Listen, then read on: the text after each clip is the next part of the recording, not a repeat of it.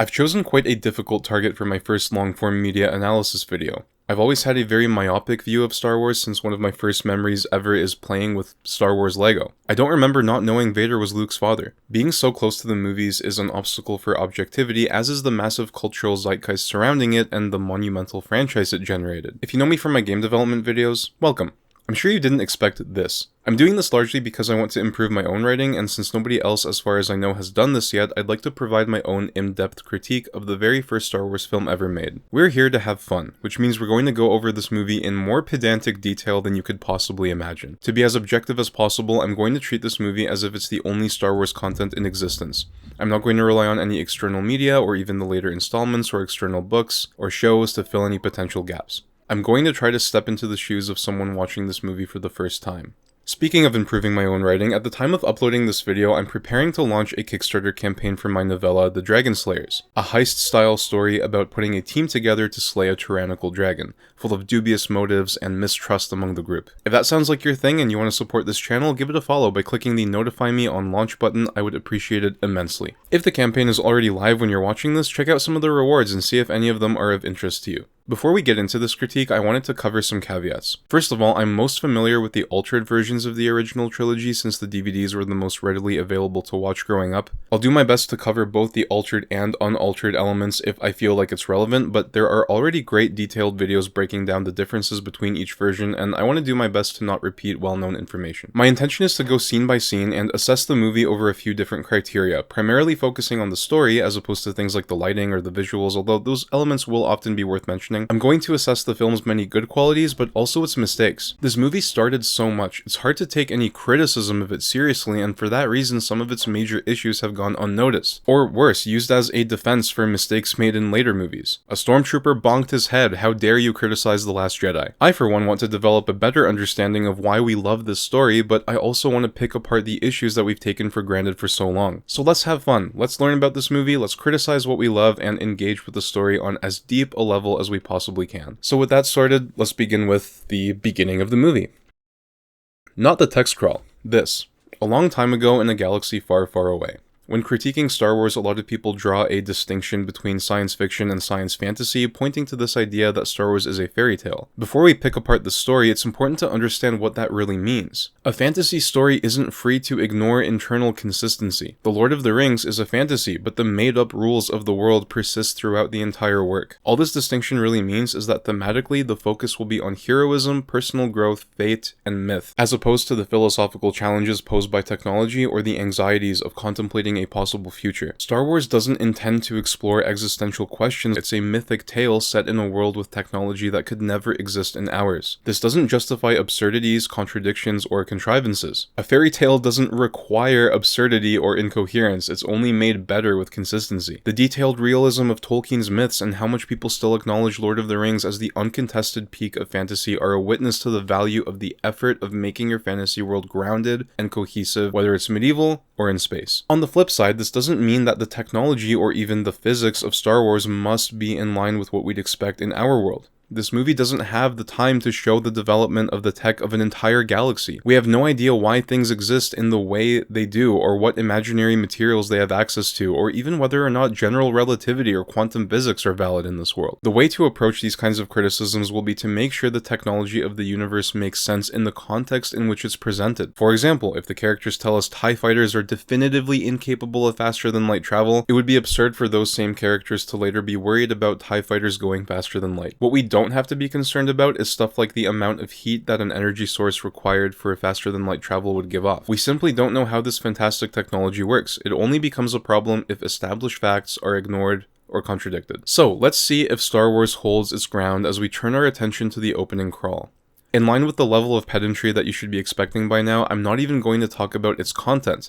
Its efficiency and clarity have already been analyzed extensively. One of the things that I've taken for granted about Star Wars, though, is the fact that the crawls exist in the first place.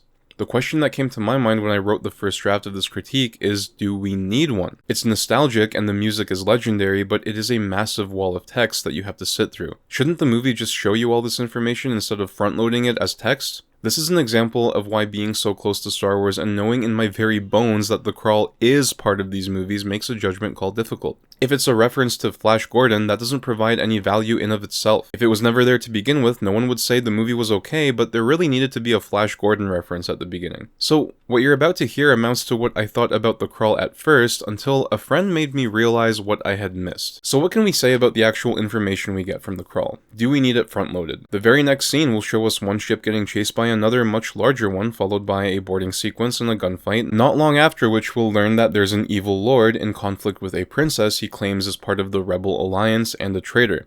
So, the Civil War thing is pretty obvious. We hear about the Imperial Senate, but we don't necessarily know the Empire operates at a galactic scale, so technically that concept is introduced in the crawl. The villainous lord is clearly after some stolen plans, which an Imperial officer references as the Death Star plans. The opening crawl reveals exactly what the Death Star is. Without this, we gradually come to understand the importance of what the rebels have discovered and what the Empire is preparing. Vader's reference to the ability to destroy a planet might feel like hyperbole until we actually see what this thing can do. So what does all this mean? It seems that there are two options. Unambiguously knowing the Death Star's nature from the start makes the stakes super clear.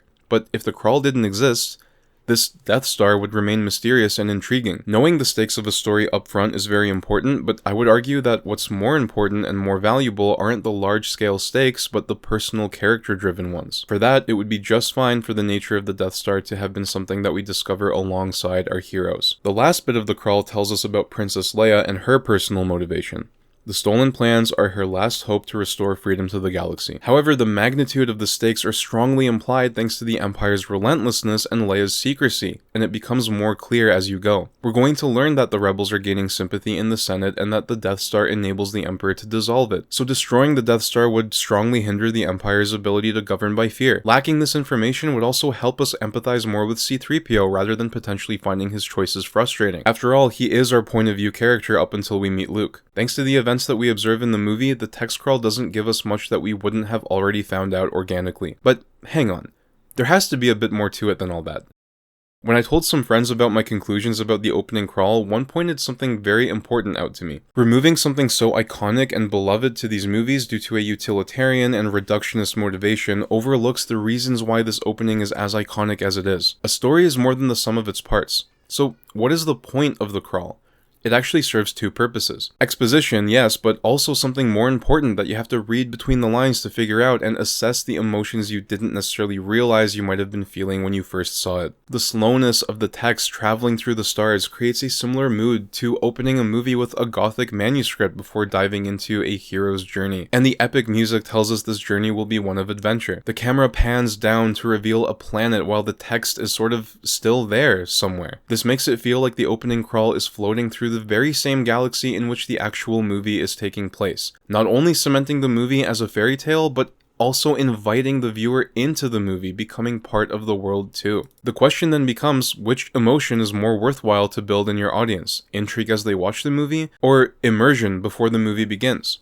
The answer to that lies in what the movie is all about. George Lucas wants you to experience the world as the omniscient observer. Although the idea of the Wills didn't make it into the movie, we are in a sense meant to identify with what they are supposed to represent. We are here to observe and to learn from afar. So there you go, we just spent however many minutes on just the notion of having an opening crawl. There's a lot more going on here than you'd have initially thought, right? Anyway, let's move on. The opening shot has been analyzed extensively as strong visual storytelling. The rebel ship flies by, only to be pursued by a massive, imposing cruiser that looms above and takes up the entire screen. The prolonged reveal of the warship's full size creates tension as the viewer is slowly shown more and more of its sheer scale. It's overwhelming. The power dynamic is obvious. The cavity beneath the destroyer foreshadows its ability to swallow up the rebel cruiser like a shark swallowing a goldfish. We cut to the interior and see 3 robots shaken by a blast. Squads of soldiers run past the robots, paying them no mind when the gold humanoid one announces to the smaller blue one that they, presumably the aforementioned evil galactic empire,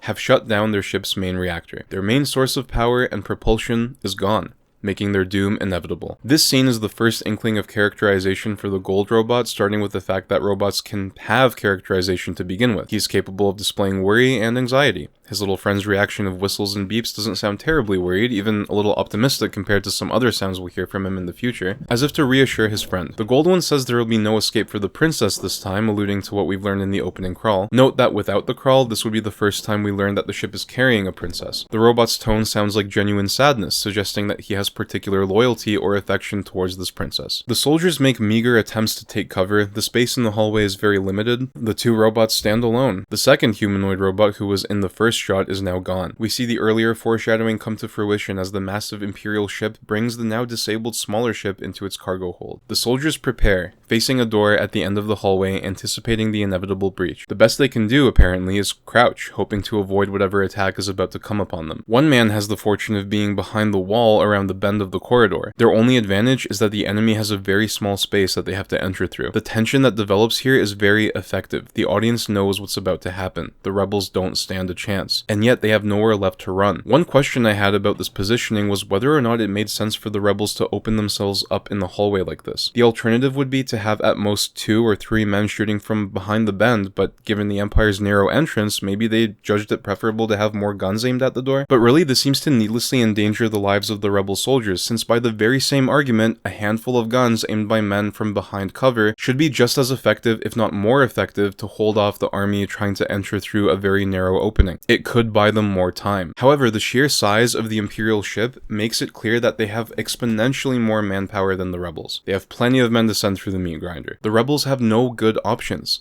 To save their lives, they should surrender and avoid further casualties, but that is off the table because losing the Death Star plans means losing everything. What these men are likely really doing is delaying the boarding party. They are, in fact, sacrificing their lives to give Princess Leia her best chance at disposing of the plans. That's all they can realistically do. But surely if they hid behind the corridor, they could still do that. In fact, the Empire would then have to deal with the uncertainty of how many enemies there are behind that corridor. However, this does raise another question. Why doesn't the Empire just obliterate the rebel ship?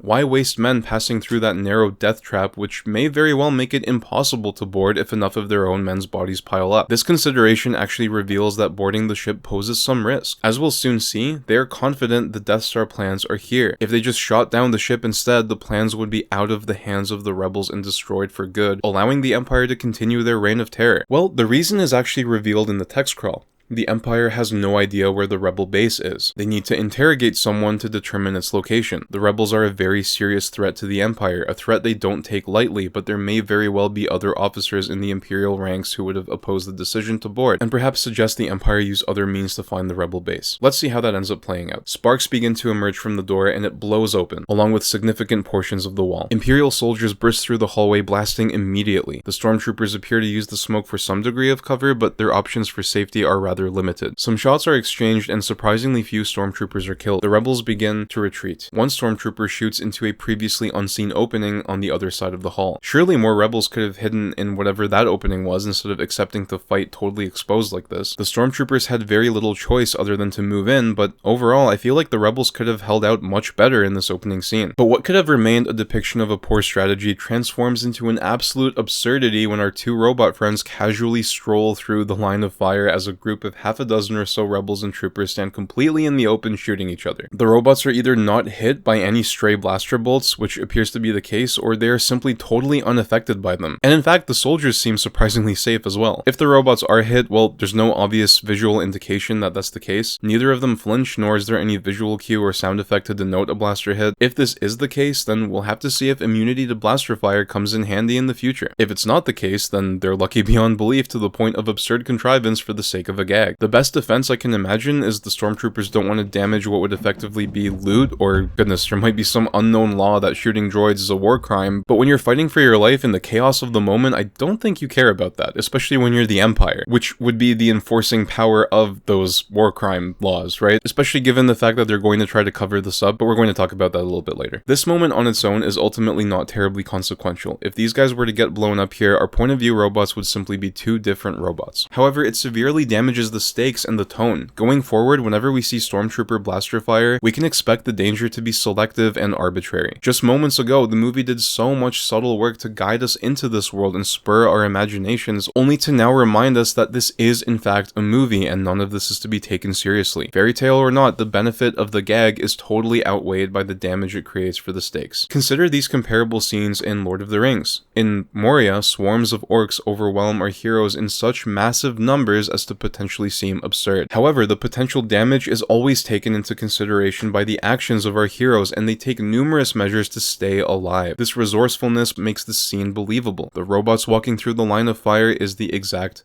opposite. Moving along, we now get the introduction of a new villain, clearly distinct and more imposing than mere soldiers. Clearly holds significant authority, not fighting directly and assessing the aftermath. He's unbelievably tall and imposing, and as he steps out of the smoke, paired with the dramatic shift in music and the ominous breathing sound effect, provides all the info we need to understand that our villain has arrived. Now that I said something good, naturally it's time for some nitpicks. I always found it odd that he stops and very deliberately examines the dead soldiers in the hallway, slowly turning with his hands on his hips like this. This seems to me to just be an odd choice of direction, and it maybe would have made more sense for the dark figure to just walk past the dead, totally uncaring, his masked face devoid of any emotion. But one point in favor of this scene, which makes me think that I might be wrong here, is that the uncanny feel could be said to contribute to the intimidation, because it's impossible to tell what this man is thinking. There's no scowl or smirk. We have no way to read his assessment of the situation, whether he's satisfied or disappointed, and that makes him unpredictable, which in turn makes him dangerous. I just think that it looks kind of goofy, but I concede that this could be subjective. We cut to the little robot, who we finally learn is called R2-D2, receiving a disc from a woman wearing a white dress. Given what we know so far from the text scroll, we can conclude that the disc contains the plans, and the woman is certainly the princess, since she has a unique design and the scene draws attention to her. Without the crawl, we don't know about the plans yet, but we do know that there's a princess. She is hiding, and we will soon learn that R2 claims to have a secret mission, so this scene does a fine job communicating the importance of her actions here. We have no idea how the two robots got split up, but the gold robot is very distressed. His earlier reactions appeared fairly appropriate given the impending breach, but now we're starting to see that this character isn't the sort to take decisive action. He's particularly pessimistic, highly anxious, and impatient. Question: are these emotions an intentional feature, or is it some consequence of advanced intelligence in these machines? It's not really possible to conclude right now, so let's talk about it if it becomes relevant in the future, but it definitely doesn't seem like good design for your robot to get highly stressed out and demanding. In any case, R2-D2 ignores his friend's worries, and to the gold robot's frustration, he simply zips away. We cut to the cloaked man choking a rebel soldier in a slightly different uniform, presumably someone of a higher rank than the others, demanding to know what was done with the plans, which a stormtrooper says aren't in the main computer. In that case, an important question comes to mind, a question that is a mix of both criticism and appreciation, because there are some really interesting details here. The question is, why did the Empire not simply destroy the rebel ship? Well, they can't just kill them all because they need the location of the rebel base. But that's not what they're asking about. They're clearly worried the rebels may have done something with the plans. Commander, tear this ship apart until you found those plans. The point isn't why they care about the plans. Obviously, they can't have that leak. The point is what this proves. It proves that the Empire has no way of knowing for certain whether or not the rebels transmitted the plans anywhere else. But that in turn means it's possible for Leia to have done so. A later scene also implies it was possible. The officer says no transmissions were made, not no transmissions could have been made, or they lack the technology. So why didn't she? The Empire seems to think she might have had enough time to send them off. The Empire knows about the transmission, so we should assume they knew when these transmissions happened and where they came from. So what am I getting at here? Well, it seems the scene was constructed without consideration for how we got where we are. If Leia's ship has hyperdrive, the Empire couldn't have found her. If it doesn't, then this whole exchange had to have happened in the same solar system as the desert planet. The Empire should definitely know the plans are still on the ship and that the ship can be destroyed. However, maybe there's another reason why they didn't destroy it. Holding her is dangerous. Word of this gets out, it could generate sympathy for the rebellion in the Senate. If taking an Imperial senator prisoner is this bad for optics, imagine how bad destroying their entire ship would be. But Andre, you might be saying, isn't the Emperor about to dissolve the Senate? Why would this matter? Well, dear viewer, that's where character comes in. You see, this gentleman is quite skeptical of the value of the Death Star. Don't be too proud of this technological terror you've constructed. So it makes sense to board, and once they board, they still need to prevent the leak. Problem here is what happened before this chase. Remember, Rogue One doesn't exist yet, and Rogue One contradicts a few details anyway. I have traced the rebel spies to her. That's not what tracing them means. You watch them take the disc, and is Scarif that close to Tatooine? What's going on here? Anyway, if you can overlook the problem of how this all was supposed to have happened, which is still a problem, the rest of the Empire's strategy follows pretty effectively. So did we really need to spend that long picking this logic apart? Well, I don't know about you, but personally, although I intuitively enjoyed these scenes in the past, my appreciation for the setup and the villain's characterization has grown. Personally, as I was writing this critique, I kept going back and forth as to whether I thought this made sense or not, and after putting in the work, I'm convinced it was worth spending the extra few minutes to double check my logic and ask more questions. I hope you agree. Let's continue. The cloaked man demands to know where the ambassador is, but the rebel officer succumbs to the strangulation and dies. It appears the imposing man either doesn't know his own strength, or perhaps he grew impatient, concluding that the man simply wouldn't answer his questions and it was a waste of time. He orders his men to find the plans and the passengers. It'll be a matter of time until they sweep the entire ship with the amount of men they must have at their disposal, and surely there are other officers with more information. However, it doesn't appear anyone else from the rebel side is around to witness the intimidation, but it's safe to assume rumors will spread of the deed, hurting the morale of the crew. Still, it seems wasteful to get rid of an officer who probably knows about a lot more than just the plans, like the location of the rebel base. If your main captive proves difficult, it would be nice to have a backup or two. This man's anger and impatience clearly got the better of him. Is this rashness the sort of flaw you'd expect from someone who appears to be a quite careful planner in other circumstances? Leave that to me. Send a distress signal, and then inform the Senate that all aboard were killed.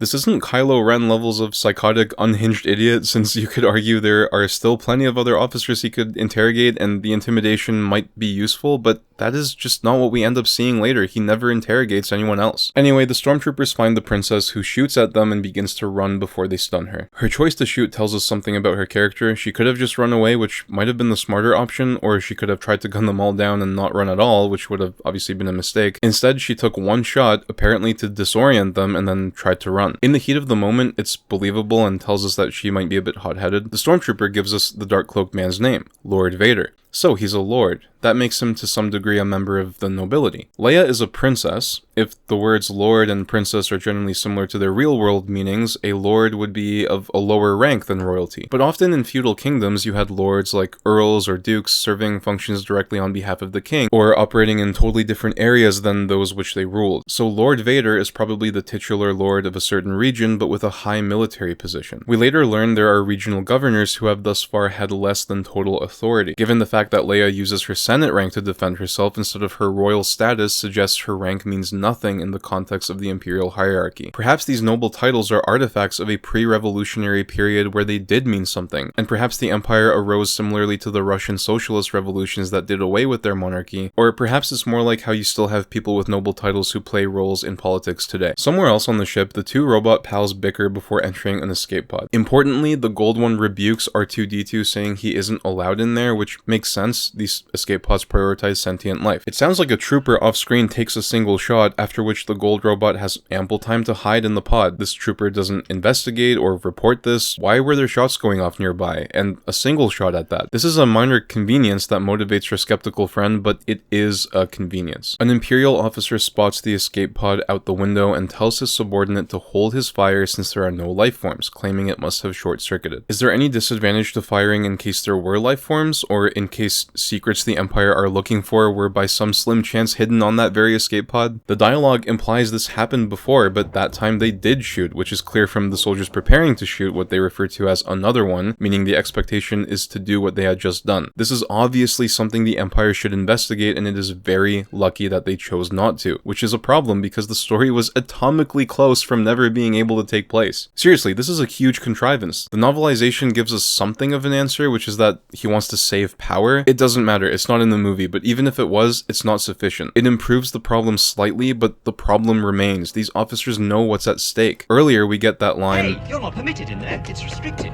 which adds credibility to the idea that you wouldn't assume droids were on it, but Lord Vader will immediately conclude, She must have hidden the plans in the escape pod. so it doesn't matter whether or not you assume a droid is there or not. Someone can still extract the plans from the downed pod planet side. So this officer is a moron, and the only way the Death Star plans are safe is because this officer is a moron. The princess is brought to the towering Lord Vader, and we learn his first name, Darth.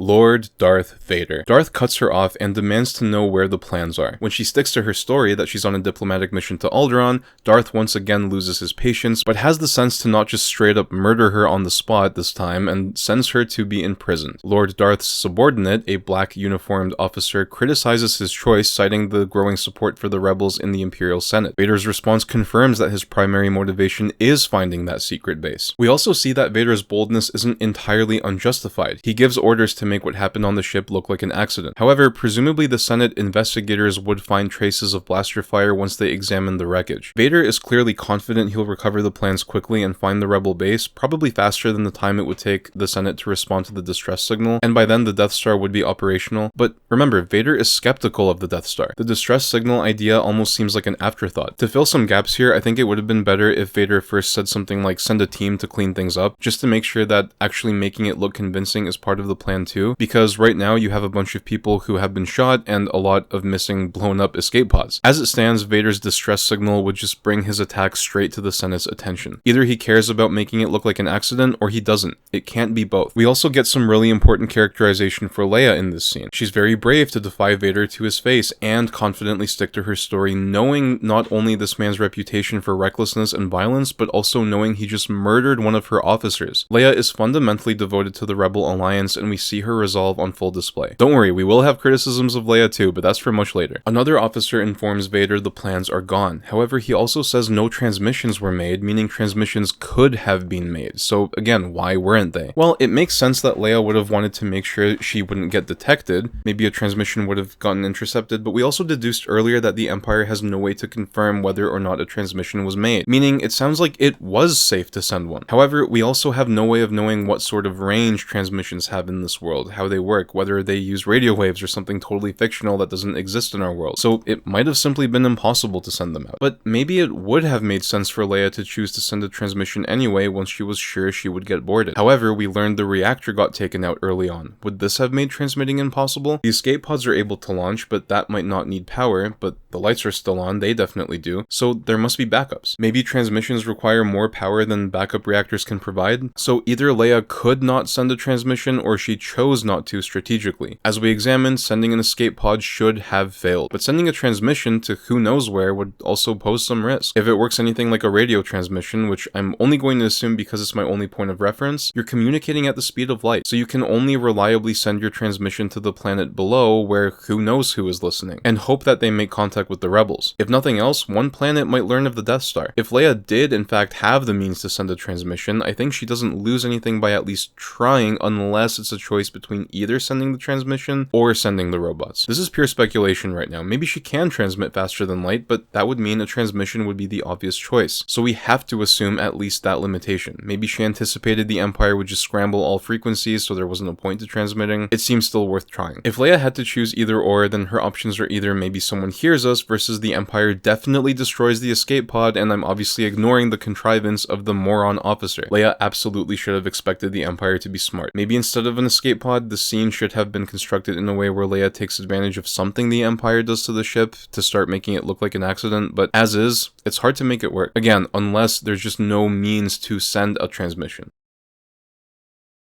We cut to the planet's surface. The robot pals make their way through the desert. The gold robot is somewhat justifiably dooming, and they begin to bicker due to a disagreement about the terrain. R2-D2 seems to think there are settlements in the direction he's going, but all we get from the gold robot in reply is "don't get technical with me." So we have no idea what justification R2-D2 gave, or on what grounds his pal disagreed with him, or whose reasoning is more justified. R2-D2 then seems to refer to his mission again, to the gold robot's confusion, despite him having mentioned the mission before. Secret mission? What plans? What are you talking about? What mission? What are you talking about? Secret mission?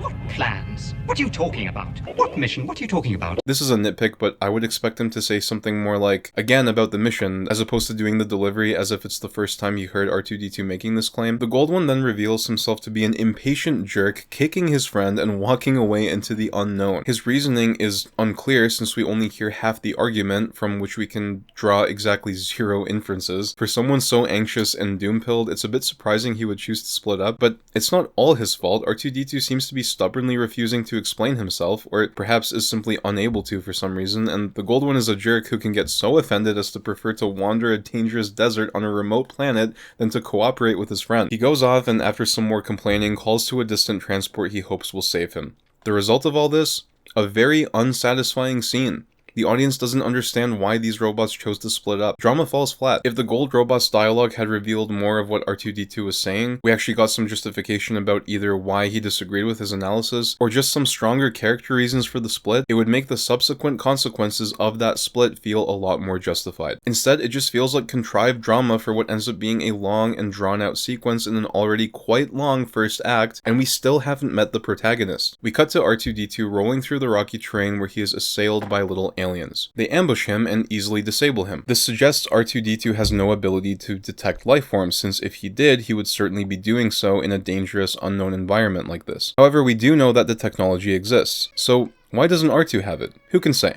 Maybe it requires loss of power. The aliens take him back to the very transport his friends saw, reuniting the two, and so the contrivance is fairly quickly reversed. And I think it's fair to think that the aliens make ambushes like this all over the region, specifically looking for abandoned robots, so I don't think their reunion is lucky or contrived. I think that follows causality just fine. Also, just a note of appreciation, the details of the junk transport are excellent. Everything in the set moves and shakes the way you'd expect from this massive transport. We cut to Imperial stormtroopers investigating the remains of the pod. The editing suggests this is the next day, but it's possible that it's the same day and we just backtracked a few hours. It strikes me as kind of surprising if it would take them until the next day to do this. Darth was made aware of the escape pod no more than a few minutes after it launched. I'm not sure any reasoning can justify why he wouldn't have sent teams down there immediately. I know he didn't suspect any robots were on the escape pod, just the plans, so he wouldn't necessarily feel the need to hurry, but Leia may very well have a contact on the surface who would pick it up. It's a possibility, and Darth is established as being very driven and acting quickly and decisively.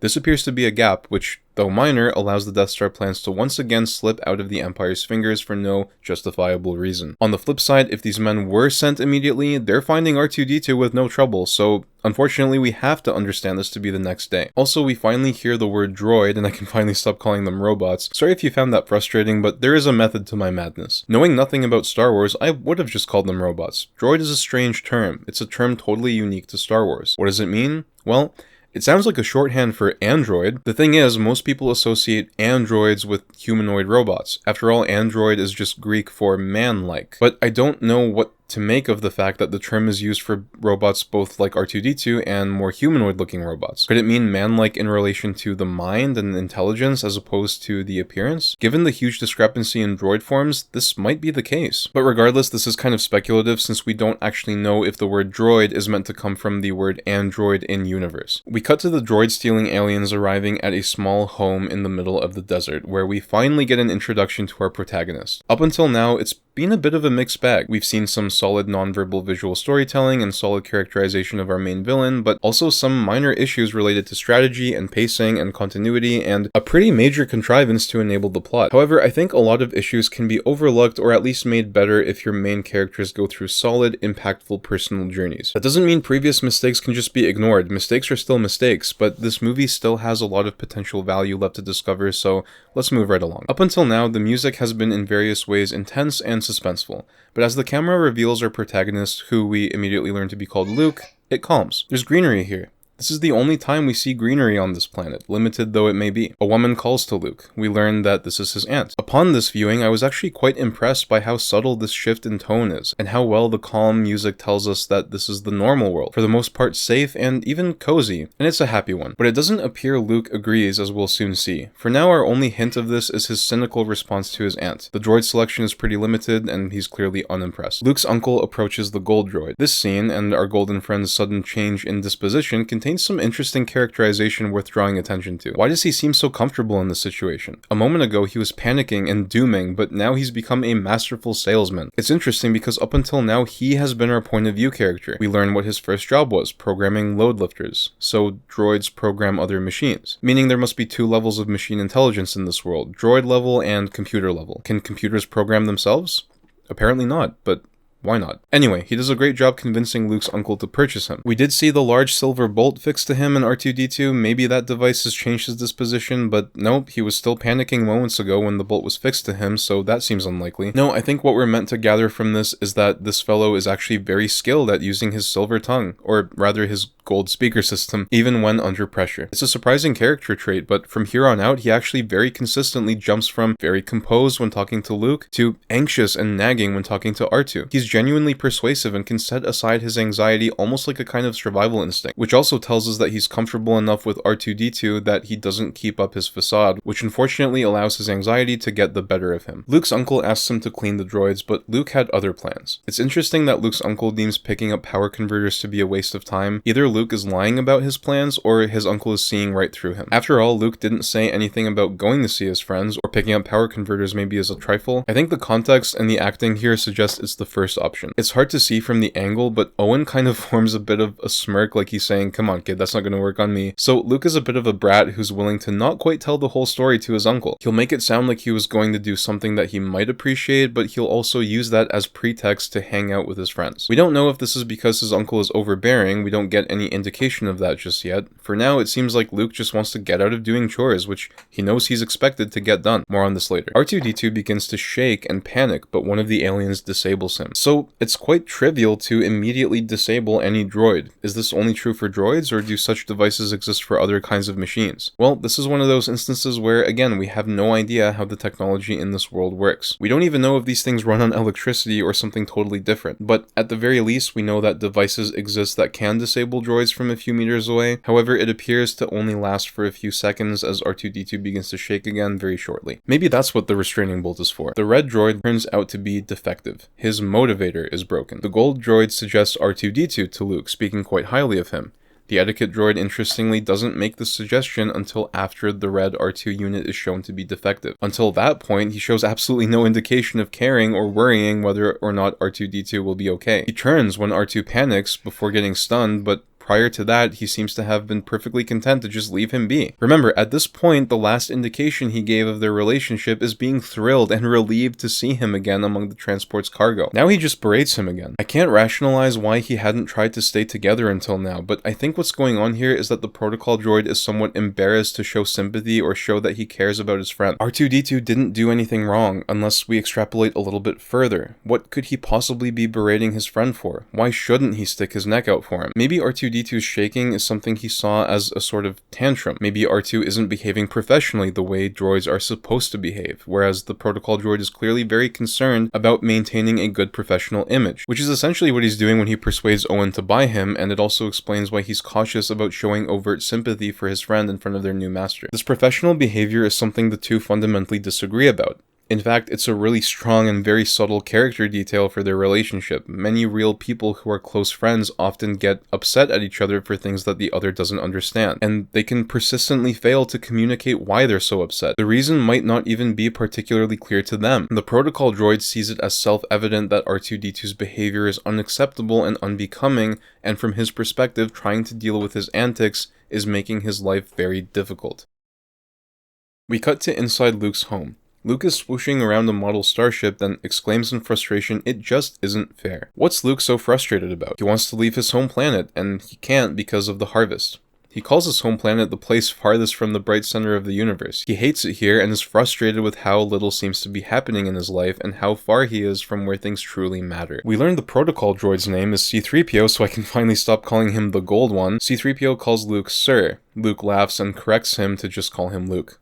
C-3PO calls him Sir Luke as though addressing a knight, and I actually never picked up on this foreshadowing until now. It's a nice touch. Also, C-3PO refers to R2-D2 as his counterpart. I never quite understood what exactly that means in this context. A counterpart is like someone who fills the same role as someone else in another organization, like ambassadors of two different countries. I suppose it's just C-3PO's way of avoiding calling R2-D2 his friend, while also not being so distant as to call him just his coworker or something. Also, he introduces himself as C-3PO human-cyborg relations. I think it's pretty clear that his main job is to communicate between droids or machines and humans, but it's interesting that he focuses specifically on humans as opposed to, say, the various types of aliens we'll soon see in Mos Eisley. And a cyborg is an entity that is part machine, part biological, so I'm not sure why exactly this is his title, unless we're to conclude that droids really are androids and do contain some biology, which would very much change my perception of how droids work in Star Wars. After writing this, I came across an interesting theory from this Reddit user, which I think seems to work well enough to explain both of these details, that C-3PO is Bail Organa's droid communicator to humans and cyborgs, whereas R2-D2 is his communicator to machines. Counterparts. Though C-3PO programmed load lifters, so I guess he can talk to machines too. Anyway, Luke is quite friendly to his droids outside of his brief outburst of frustration. He cleans scans R2-D2 diligently and notices what he calls carbon scoring. Apparently, this is a sign of seeing a lot of action,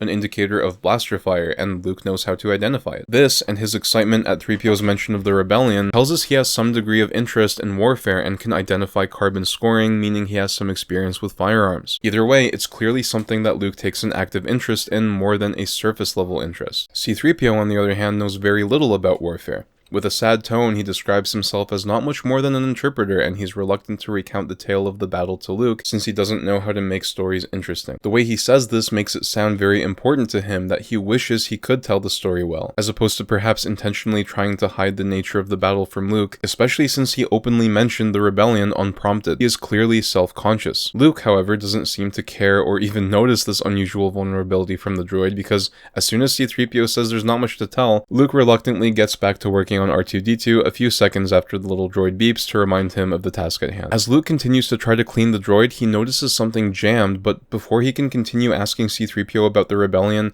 asking if he was on a star cruiser, it seems like something springs out from R2 as a sound effect that doesn't quite sound like his beeps plays, and Luke goes flying back. This is another nitpick, but we don't see anything physically push Luke back. The script says a fragment breaks loose and sends Luke tumbling. If they couldn't figure out how to create this visual, I think it would have been fine to just have Luke trip, surprised at the hologram as it appears. And so, the hologram of Princess Leia begins to play from R2-D2's display, caught in a loop, and she repeats the line, "Help me, Obi-Wan Kenobi, you're my only hope." R2 plays it off, and C-3PO translates, saying it's old data. It's strange that C-3PO believes him, given the way the earlier scene is cut. He clearly sees Leia interacting with R2, and he's surprised to find R2 there. The situation is well outside standard protocol, so it would make sense that he wouldn't quite know what to make of it, and we also know that he very much doesn't want to make his friend look bad in front of their master, but Luke is clearly focusing on the woman, saying she's beautiful. The acting here from Mark Hamill and Luke's later line, "Where'd she go? Bring her back," and how he can't get his eyes off her strongly implies that he's immediately infatuated. Note that C-3PO, a protocol droid, claims he doesn't know who Leia is. He obviously knows they were carrying a princess. There'll be no escape for the princess this time. There's a bit of a contradiction here. 3PO is willing to tell Luke unprompted that he's part of the rebellion, but doesn't want to disclose details about the princess, but also wants R2 to play Leia's message in full. What message? The one you've just been playing. The one you're carrying inside your rusty innards. Just you reconsider playing that message for him. I think this would have been solved by him just not saying there will be no escape for the princess this time, in which case we might just assume that Captain Antilles' crew was just not aware of the exact scope or importance of their mission. R2 is reluctant to play the rest of the message, and C-3PO is uncharacteristically kind to him, encouraging him to trust Luke rather than overtly berating him like he did when others were out of earshot. Behave yourself, R2. You're going to get us into trouble. It's all right, you can trust him. He's our new master. This is part of his whole desire to keep up appearances and not make his friend look bad. R2 claims to be the property of Obi-Wan Kenobi, which C-3PO was baffled by since they were the property of the captain, and that the message is a private message for him. So what exactly is R2 trying to do here? Why claim to be the property of Obi-Wan? Why not just say that he has a private message for him and he needs to find him? Instead, he creates a story that gets immediately contradicted by his friend, who clearly doesn't understand the gravity of his mission. Maybe R2 just hoped it would get Obi-Wan's attention or just make Luke curious so he'd help him, but all it does is make Luke suspicious, or at least it should. I understand that R2 doesn't necessarily want to disclose everything about his mission, but I feel like there's a different way he could have done this. Anyway, Luke says he knows a Ben Kenobi, an old hermit, and notes the woman in the message sounds in trouble. Despite his infatuation, Luke's tone suggests he's definitely taking the matter seriously. I don't think this is any kind of pretext. Luke is shown to speak impulsively on multiple occasions, and this is definitely him honestly concerned for this woman's safety. R2 claims he can't play back the message due to the restraining bolt, but when Luke removes it, R2 turns off the message and claims there isn't one, implying removing the restraining bolt allowed him to do so. Now, this raises a question of what do the restraining bolts actually do? The droids are clearly still able to move and disobey commands, or at least trick their masters. It seems R2 isn't lying about the short circuit since the message is looping, but he clearly is capable of overtly lying, given his claim about being Obi-Wan's property. The short circuit seems to be an unintended consequence. I honestly don't get how the restraining bolts are meant to be understood. Since Luke says you're too small to run away on me, maybe they're just homing devices, but I don't think you'd call a homing device a restraining bolt. As a reminder, I am not interested in material outside this movie, so anything externally that attempts to build a theory about the contradictory appearance of the restraining bolt does not apply. If we're going to be presented with fictional technology as an element that creates stakes for the plot, we need to be able to understand that technology prior to it being used. We need to understand what exactly Luke risks by removing it. Anyway, back to the scene. C-3PO loses his patience impatience at R2. Surprisingly, R2 sounds genuinely sad when 3PO says that he thinks Luke doesn't like him. It makes sense that he doesn't want to play the secret message, but I think it's odd that R2 wasn't at least willing to trust Luke to take him to Old Ben if he wants Luke to like him. R2 doesn't really have any good leads. R2 will later conclude that his best bet is just to run away, which I think he would only do if Leia had given him like the coordinates or something to where Obi-Wan was known to be hiding, in which case I still think that his best bet would have been to try to collaborate with Luke and get him to deliver him to Ben Kenobi. But for whatever reason, this doesn't seem like an option to R2. I think what this exchange is trying to show, and why R2 is so concerned that whether or not Luke likes him, is because R2 is a friendly droid by nature, but also fundamentally loyal and will sacrifice friendship for the sake of his mission. Kindness, kinship, love. Now, the ego that started this fight will never have a light of gratitude. So what do I sacrifice? Everything! Luke's interpretation of R2's story leads him to conclude R2 might have been stolen. He asks his uncle if this Obi-Wan might be related to Old Ben. For some reason, Luke has chosen to ignore what C-3PO said about Captain Antilles being their master. He doesn't say he thinks both droids were stolen. It seems like Luke more or less believes R2. Does he think the Rebellion stole R2 from Obi-Wan? That shouldn't be his conclusion, since the Rebellion is clearly trying to contact this man. When he mentions Obi-Wan, Aunt Beru gives Owen a telling look. Clearly, she and Owen know exactly who Obi-Wan is. Owen calls Ben that wizard and says he's just a crazy old man. This line feels awkward to me. I like this scene a lot and we'll talk about that, but I think it's a little odd for him to call Ben that wizard and then reduce his status to crazy old man. The reason I bring this up is from a world building perspective. This line makes sense if wizard is a pejorative, essentially if wizard is interchangeable with charlatan or something like that. He's insulting Ben twice, as in that charlatan is just a crazy old man. Instead, it feels more like, say you and I worked together downtown and an old homeless man came up to ask us for change, but you hadn't seen him much before and you wondered who he is, and I told you that wizard is just a crazy old man. You'd be like, what? He's a wizard? What are you talking about? Calling him a wizard would be kind of surprising. If I wanted you to not worry about it or wanted to be rude and insult the guy, I might say something like that hobo is just a crazy old man. But if the homeless guy walked around saying, I'll show you your fortune, and claimed to be a wizard, but everybody knew wizards existed and were a legitimate thing, and you and I were both well aware that the guy actually legitimately is a wizard, then it would make sense for me to say that wizard is just a crazy old man.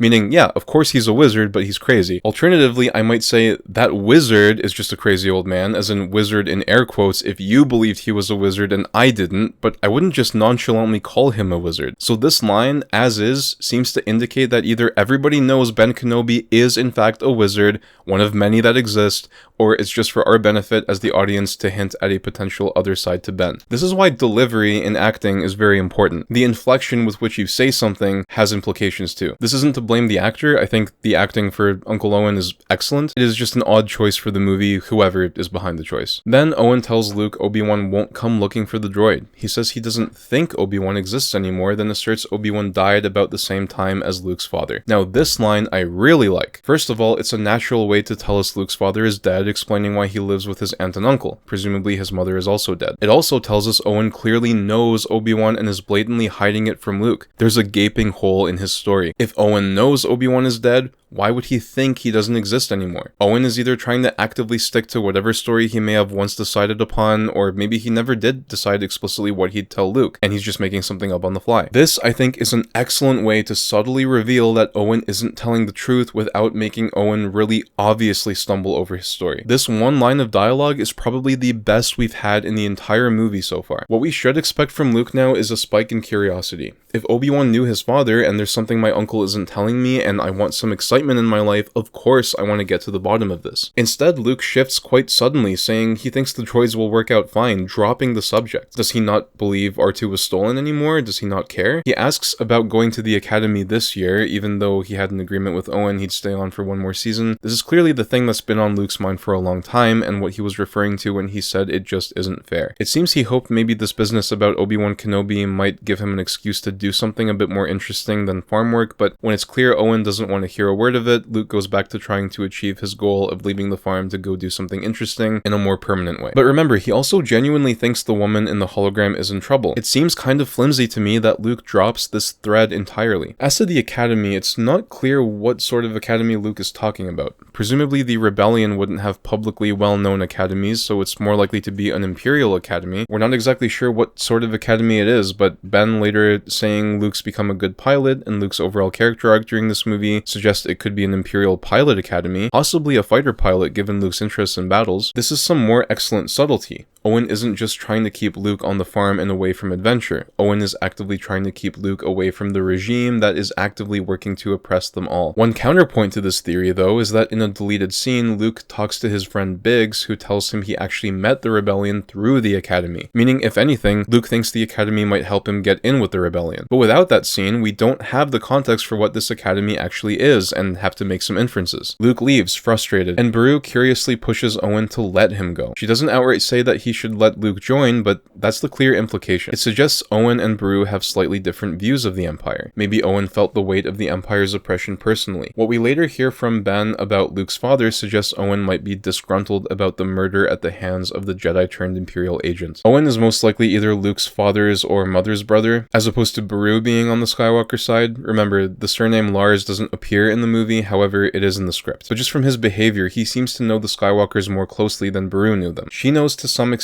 how bad the Empire is, but it seems she accepts it as just the way the world is. Her encouraging demeanor suggests she sees the potential good Luke could do at the Academy, whereas Owen has written the idea off entirely. Owen fundamentally believes it's a dangerous path. He's afraid Luke is too much like his father. Adventure and wanderlust would only lead to suffering and death. We cut to several hours later as the two suns of the planet are setting. Luke looks on while dramatic, pensive music plays. We can infer that Luke had gone back to clean the droids, then time passed, then Luke went outside. The acting here from Mark Hamill does a great job showing Luke's sense of defeat as he looks out to the horizon, wanting more than anything to leave, not even sure what his purpose is, but to at least have the chance to try to find out what more there might be out there for him. As Beru says, for whatever reason, Luke is just not a farmer. He is a man meant for greatness, confined to a life where deep down he doesn't feel he's doing what he should be doing. Owen is artificially prolonging Luke's stay, desperate for his nephew to avoid peril. This means the work he has Luke doing isn't all that meaningful.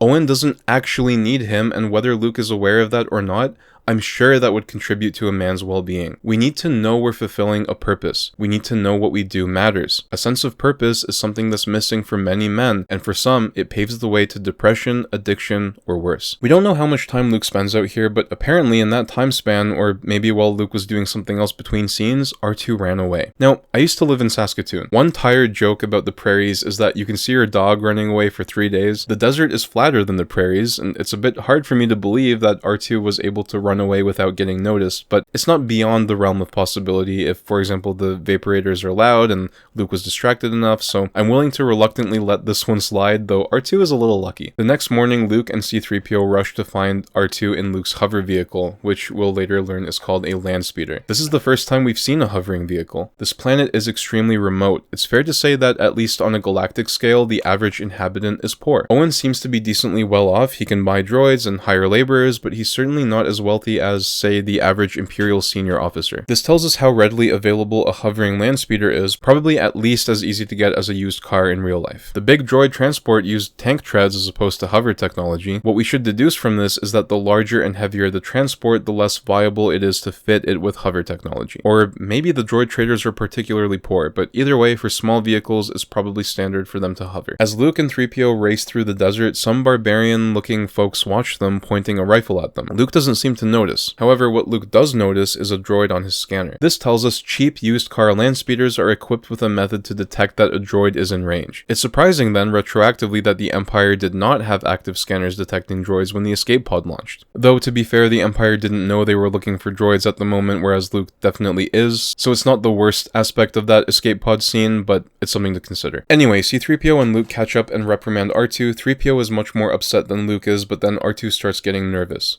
C-3PO translates saying several creatures are coming. Luke says it must be sand people. R2 is clearly not connected to the speeder right now, right? So R2 has built-in lifeform detection. Except we already know that R2 doesn't have built-in lifeform detection. So Either the Jawas have the means to bypass these sensors, or we've run into a bit of a continuity error. The easiest fix for this would be during the Jawa scene to visually show R2 noticing something, then he tries to turn around and run, but then the Jawas catch up to him anyway. It would be harder to visually show that the Jawas have a detection cloaking device, and it's generally best not to introduce counter technology to technology you didn't have to include in your movie in the first place. The more consistent you can be with your sci-fi tech, the better, and the simpler you keep things, the easier it is to remain consistent. The problem with criticizing world building is that it has a lot of ripple down consequences that you might not necessarily be aware of, so I'm just pointing out the slight inconsistency here now. We just have to be consistent when we create technology for our fictional worlds. Anyway, Luke watches the Sand People from afar, but then one of them suddenly jumps him. He and C-3PO are both surprised, and R2 is nowhere to be seen.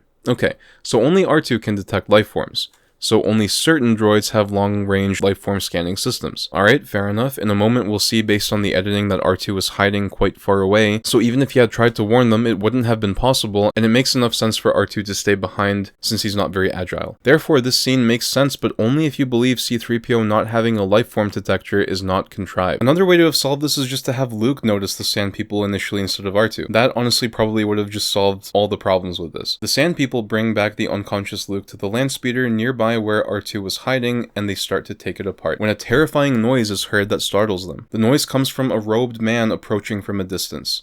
As the Sand People run off, the man examines Luke, lowers his cloak, and calls to R2 encouragingly, noting Luke will be alright. As Luke awakens, he recognizes the old man as Ben Kenobi. A quick note here about old Ben's frightening call. It doesn't sound at all like his voice, and appears in the newest version of the movie to be very preternatural and ghostly. In the earliest version, the call sounds even more animalistic, but it's less obvious that it came from Ben. Clearly, abilities like these is why Owen called him a wizard, and we're left to wonder what other mysterious powers this old man might have. Now, we've established that he is able to make frightening, animalistic, or ghostly noises, but much like technology, it's going to be hard to make judgment about this new magic until we get more context. Luke confirms here that he does indeed believe R2 is the property of Obi-Wan Kenobi, or at least he's leaning towards believing him, saying, I think he's searching for his former master. Then he expresses a degree of doubt, saying he claims to be the property of Obi-Wan, and R2 doesn't recognize him. He has no idea who Obi-Wan is. He just has the name. So does he have the coordinates? What is R2 trying to accomplish? Upon hearing the name, Ben confirms that he is in fact Obi-Wan Kenobi, but hasn't gone by that name since before Luke was born. He doesn't remember ever owning a droid, and the acting from Alec Guinness tells us that he is genuinely intrigued when he says very interesting. They recover 3PO, who the Sand People started disassembling, presumably they left him when Obi-Wan made the ghostly call, and make their way to Obi-Wan's hut.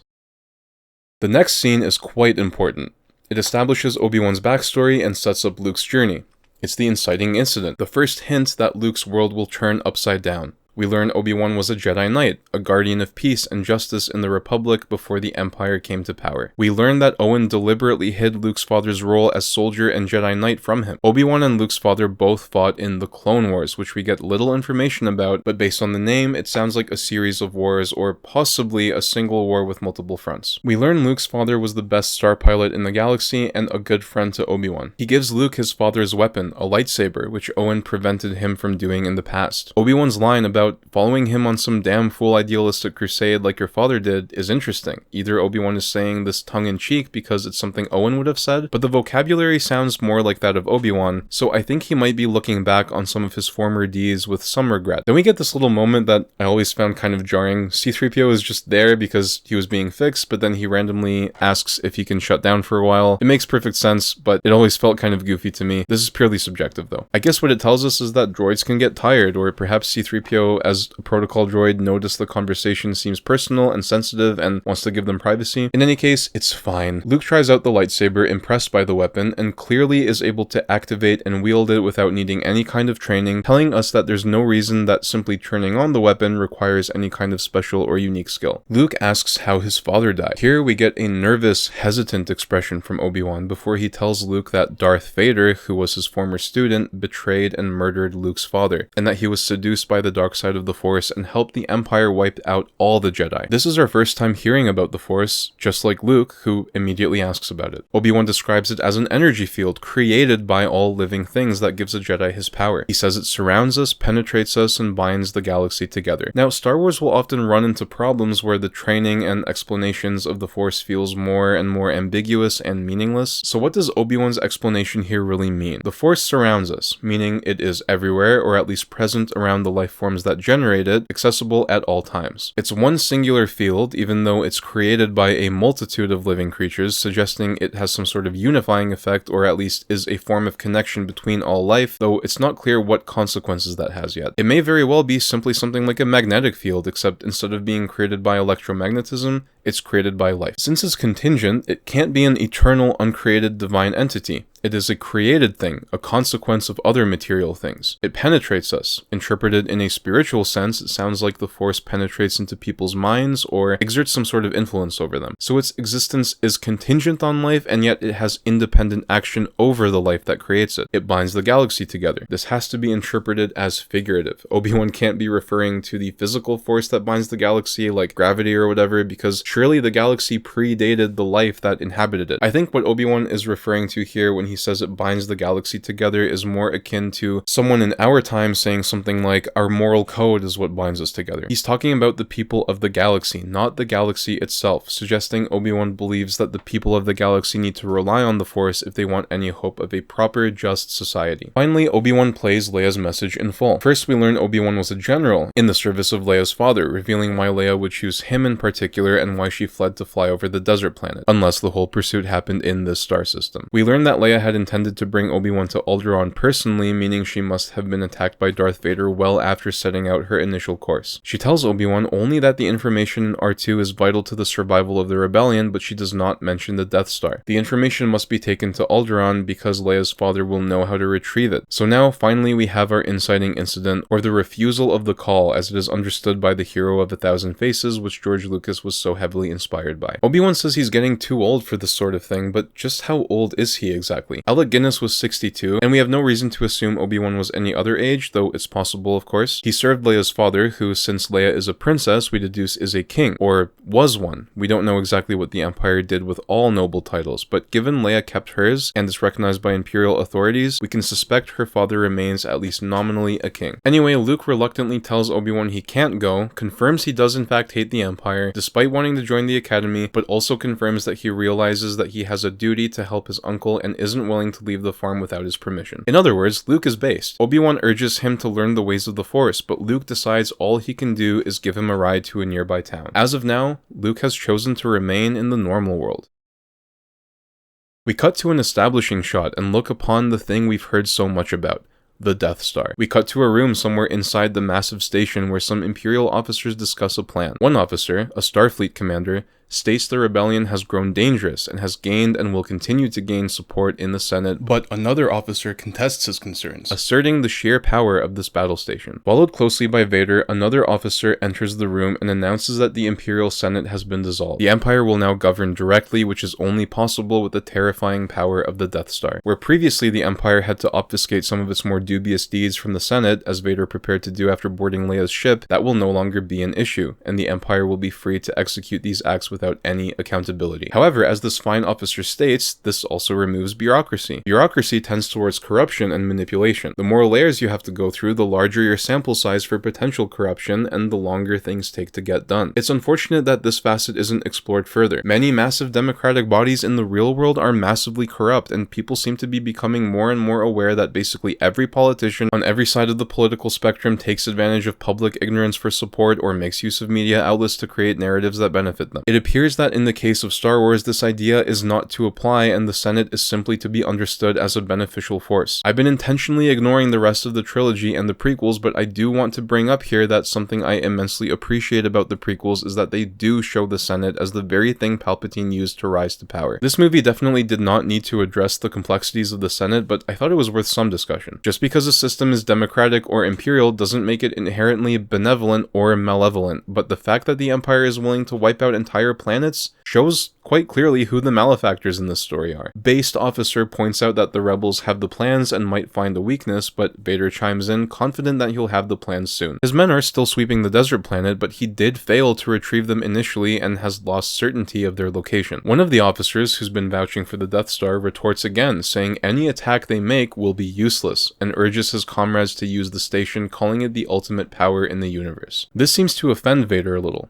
He offers his own perspective on the Force, the perspective of the dark side, saying the ability to destroy a planet is insignificant next to the power of the Force. That is a massive claim. What exactly is Vader talking about? Does the Force enable you to destroy more than a planet, or is he referring to a more subtle power? He certainly sees the Force as a vital tool to research his personal goals, and if we had a better understanding of them, that would shed light on exactly what power he has in mind. For now, it remains a mystery. Also, note the contrast between Vader and Obi-Wan here. Obi-Wan emphasizes the interconnectedness of the Force and the collaboration it could foster for the galaxy, while Vader emphasizes its might. Now, the officer's retort is very telling. He refers to Vader's belief as sorcerer's ways, meaning the Force is very much viewed as a form of magic. He doesn't deny that he has any kind of magic. In fact, it sounds like he believes Vader is, in fact, a sorcerer. He simply belittles that power. Vader has failed to conjure up the plans or find the rebel base. This man represents what the average Joe knows about the Force. He is neither a practitioner nor a remote farmer. He is somewhat familiar, but not deeply. He knows the Force is supposed to give you clairvoyance, but thus far he is not impressed. He views Vader as a zealot of an ancient religion. Do the officers understand the difference between Obi-Wan's practice of the Force and the dark side? Are the Jedi Knights a religion, and do they associate them with Vader? Were the Jedi illegalized, and the religion he's referring to is separate from what the Jedi practice, something that is indeed more ancient since it was obscure before the Jedi's fall? We don't really get much more on this, but it's interesting to think about. Vader then reveals a new power and begins to choke the man from a distance. With no emotion in his voice, he simply says, "I find your lack of faith disturbing." Vader is very intimidating. He wields a power that is beyond the understanding of the average man, even if that man believes his battle station to be more powerful on a galactic scale.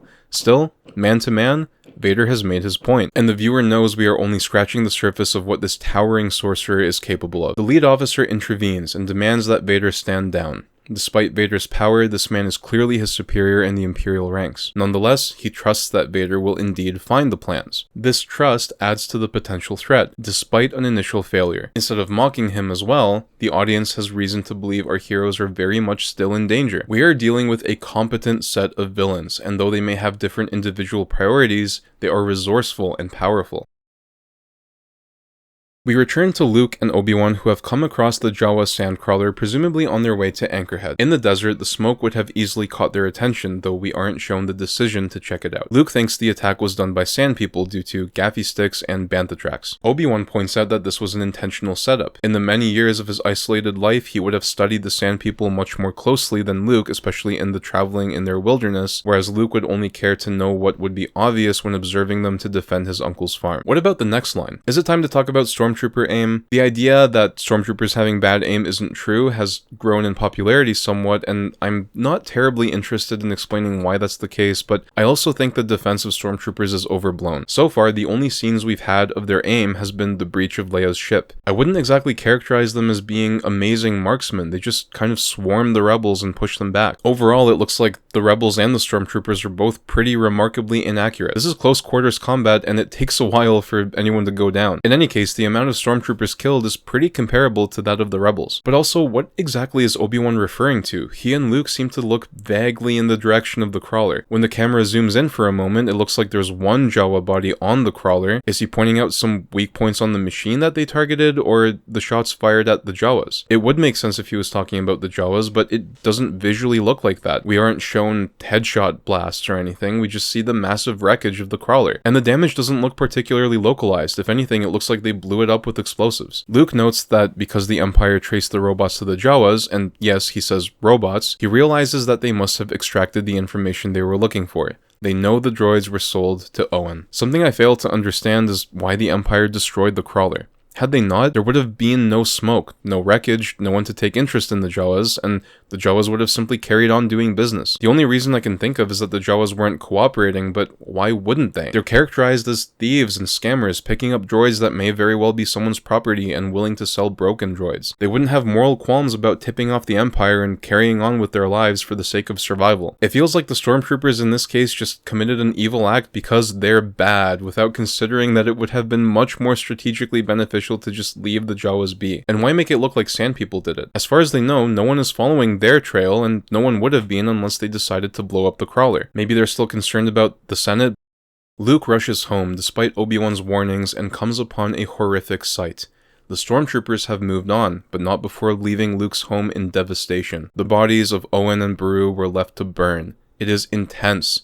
There's even a zoomed in shot of their skeletal remains still smoldering that I don't think I can show on YouTube. How might you react to seeing the people who raised you with their flesh burned from their bodies? If you were to seriously imagine it, there's a good chance you would tear up, and if you saw it in real life, you would be traumatized. Maybe your reaction would be similar to this.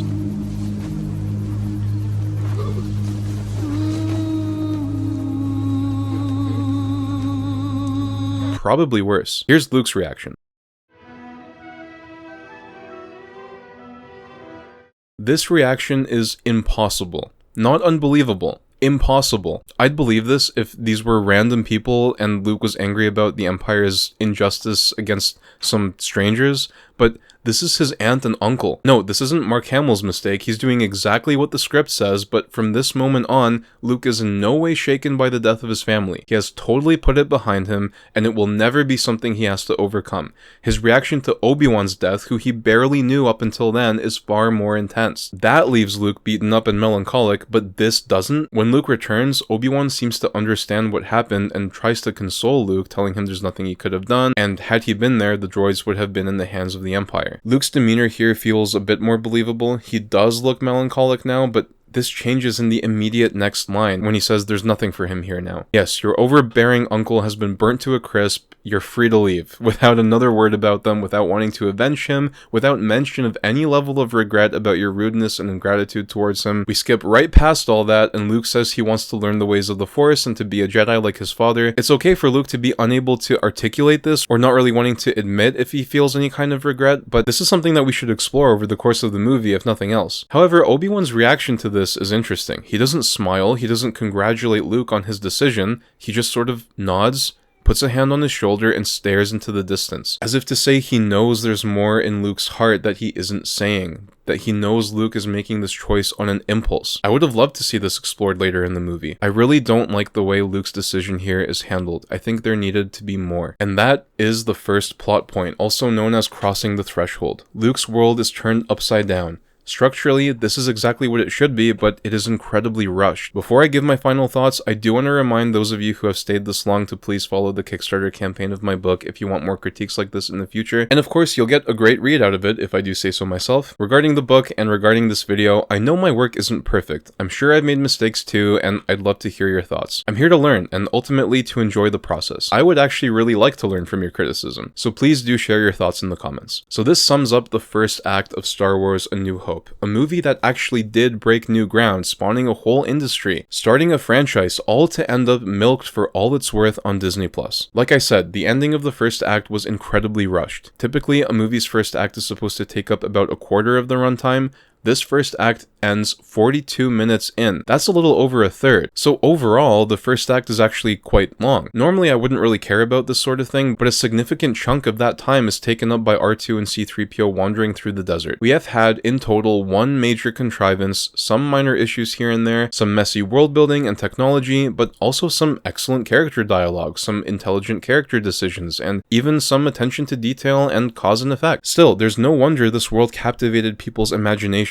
No one had ever seen anything like it before, and there is a lot going on that makes us want to know more. But on the flip side, being the first of its kind, maybe it was able to get away with a lot that it wouldn't have been able to otherwise. So what's the verdict? Well, I'll let you make up your own mind. I'm just here to draw attention to details and learn from this legendary movie. I look forward to seeing how things develop in Act 2, which we'll discuss in the next part, but in the meantime, I'm really glad you watched till the end. Go ahead and follow my Kickstarter page below. Thanks so much for watching, and God bless.